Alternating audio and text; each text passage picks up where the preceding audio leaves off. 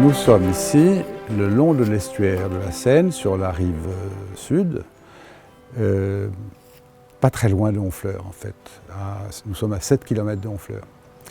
Et c'est le lieu de fondation, et c'est les restes de la fondation par Herluin de Conteville, dont je vous dirai quelques mots si vous voulez, de l'abbaye du Grétin. Alors c'est une abbaye qui a été fondée en 1050 par Herluin de Conteville, et pour des raisons qui sont très particulières, et je peux vous les raconter si vous voulez. En fait, vous connaissez l'histoire d'Arlette et de Robert le Magnifique, le duc de Normandie. Le duc de Normandie ouvre la fenêtre, il regarde par la fenêtre, il voit la plus jolie fille du monde en train de laver son linge dans la fontaine. Il en tombe immédiatement amoureux, il envoie son chambellan chez le père de la jeune fille, et ils disent les chroniqueurs, il lui promit tant que le père ne put refuser. 9 mois plus tard, c'est la naissance de Guillaume, le futur conquérant. Quand le petit garçon avait 7 ans, son père décide de faire un pèlerinage en Terre Sainte. Alors, ce n'était pas un bon moment sur le plan politique. Avant de partir, il fait du petit garçon le duc de Normandie, ou le futur duc de Normandie si jamais il mourait. Et il dit à son ami Herluin de Conteville, Conteville c'est tout près d'ici, hein, c'est à 4 km, 3 km je crois. Si jamais je ne reviens pas, épouse Arlette et protège le petit garçon. Et c'est ce qui s'est passé.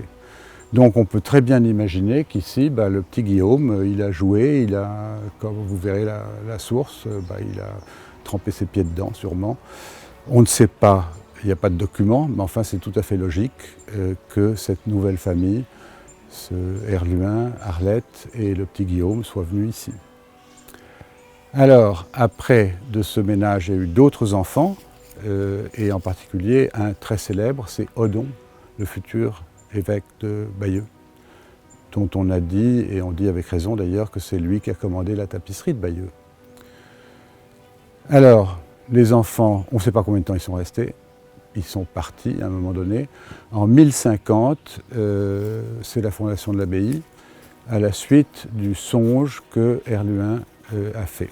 Il a rêvé de la Sainte Vierge, qui lui a dit « Va près de la source de Grétin, là tu verras une chapelle qui m'est dédiée, qui est en ruine. » Forcément, c'est son arrière-grand-père qui l'avait démolie, sûrement, parce que c'était des descendants de Vikings, tous ces gens-là. Et rétablis-la, et tu seras guéri. Et puis un deuxième songe, quelques jours après, mets-y beaucoup de moines. Alors ça, c'est la fondation de l'abbaye. Les historiens disent ils ont rebâti ce qu'ils avaient brûlé. Et aussi, les historiens disent 1050, c'est probablement la date de la mort d'Arlette. Alors voilà, ça c'est l'histoire de la fondation.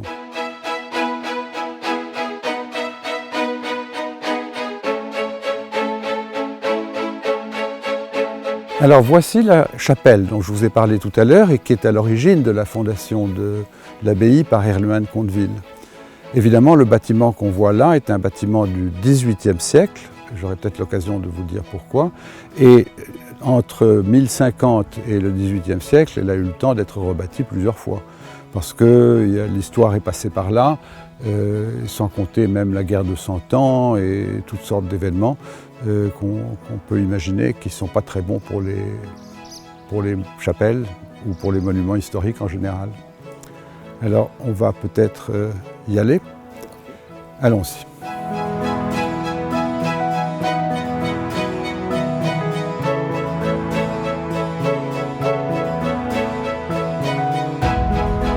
Nous sommes à l'intérieur de cette fameuse chapelle dont je vous ai parlé. Évidemment, comme je l'ai dit d'ailleurs, le bâtiment est un bâtiment qui date du XVIIIe siècle. Alors pourquoi un bâtiment qui date du XVIIIe siècle? C'est parce que l'abbaye qui avait joué son rôle pendant toute la période anglo-normande, sous le roi de France, quand le roi de France a repris le contrôle de la Normandie, qu'il a aboli le duché, eh bien, le régime de cette abbaye a complètement changé. C'était le roi qui nommait l'abbé. L'abbé n'était pas obligé de vivre sur place et il avait le droit de prendre pratiquement tous les revenus de l'abbaye, qui étaient encore importants. Ce qui fait qu'il laissait trop peu d'argent pour que les bâtiments soient convenablement entretenus et pour nourrir la quantité de moines qu'il y avait avant.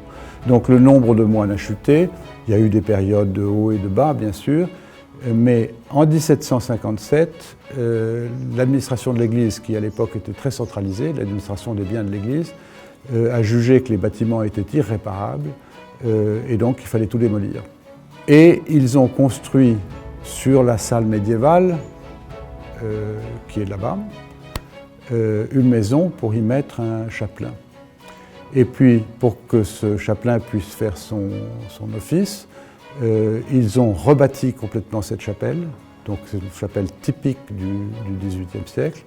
Ils ont bâti la grande grange avec les pierres de démolition et ils ont donné au chapelain l'ensemble, de façon à ce qu'il puisse continuer avec les actions liturgiques que les moines faisaient jusqu'à la fin. Et comme vous le savez, 1789, c'est le moment où on a fait de tous les biens d'église, des biens nationaux qui ont été vendus à des particuliers. Et donc depuis cette date, c'est une propriété privée. Alors maintenant, nous allons aller dans ce qui reste des bâtiments du XIIe siècle, cette salle médiévale qui est très intéressante par son style. Et alors, allons-y.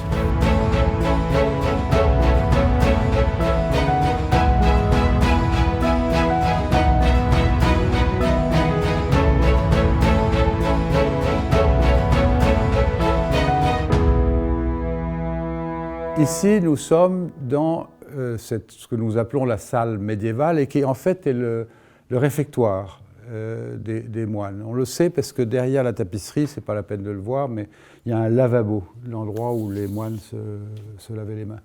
Alors c'est une architecture, enfin c'est une partie de l'abbaye qui date du XIIe siècle, après 1125, parce que le premier bâtiment a été brûlé. Donc le premier bâtiment qui a été construit à partir de 1050 a brûlé. Et puis comme l'abbaye était tellement riche, elle avait beaucoup de moines, et donc elle était trop petite, ils en ont profité pour l'abattre et construire cette abbaye, dont il reste ceci, avec des bâtiments qui s'étendaient, des bâtiments conventuels qui s'étendaient dans cette direction. Au-dessus, un cloître dont on dit, les archéologues, qu'il avait 40 mètres de côté, et en haut, dans la pente, l'église abbatiale qui était immense. Alors donc, je vais vous parler de la restauration. Cette restauration a sauvé ce qui reste, ceci. L'abbaye, à cette époque, dans les années 60, était oubliée. Les gens savaient à peine où elle était, enfin presque personne. Les historiens connaissaient tous les documents, mais le lieu, il n'y venait jamais. Et alors j'ai une histoire amusante à raconter sur Paris-Normandie. C'est un article que j'ai trouvé par hasard et qui date des années 50. Et c'est un journaliste de Paris-Normandie qui voulait absolument voir l'abbaye de Grétin. Alors il s'arrête dans le coin, sur la route, là, et il voit quelqu'un, et un paysan, il lui demande où est l'abbaye de Grétin. Et le paysan lui dit « L'abbaye de Grétin ? Mais enfin, il n'y a rien à voir à l'abbaye de Grétin, ça n'a aucun intérêt, vous feriez mieux d'aller à Honfleur. » Et alors le journaliste insiste, si, j'ai vraiment envie, dites-moi où c'est, j'ai vraiment envie d'y aller.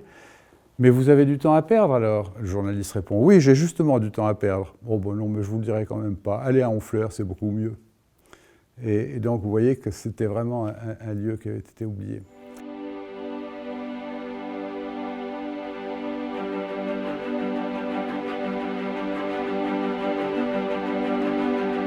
Alors, quand donc la restauration a été achevée, donc mes parents ont fini de restaurer, qu'ils ont décidé de le garder ouvert au public et gratuitement, ça a fonctionné comme ça pendant des années et des années et des années. Et mes parents avaient la gentillesse ou l'intérêt aussi, parce que c'est toujours intéressant, d'accueillir tous les visiteurs personnellement, ce que je continue d'ailleurs à faire. Mais il y a une quinzaine d'années, parce que je m'intéresse beaucoup au théâtre depuis très longtemps, je me suis dit quand même c'est peut-être insuffisant, il faudrait faire d'autres choses. Et avec donc la communauté de communes de Beuzeville à l'époque, on s'est dit qu'est-ce qu'on fait? Alors, des conférences, des visites guidées, ça c'est très bien. Et puis j'ai eu l'idée de remplir ma passion et de faire du théâtre ici. Et donc c'est ce qu'on a commencé à faire il y a, je sais pas, un peu plus de 10 ans, je pense, je ne sais plus. Et on a fait des pièces, et alors les pièces se déroulent n'importe où, dans le parc, l'été surtout, en plein air, ou bien dans la salle médiévale, ou bien dans la chapelle, ou bien même dans la grange. Et on a fait donc toutes sortes de pièces, on a fait des pièces très belles. On a fait l'année dernière par exemple du Claudel, on a eu une saison Claudel à cause du 150e anniversaire de sa naissance. Et cette année on fait le Moyen-Âge. Et pour moi, c'est en fait retrouver un peu, ou redonner à l'ancienne abbaye de Grétin, enfin l'abbaye de Grétin, qui maintenant s'appelle l'ancienne abbaye de Grétin, un peu de sa vocation primitive, qui était quand même la culture, il fallait faire quelque chose.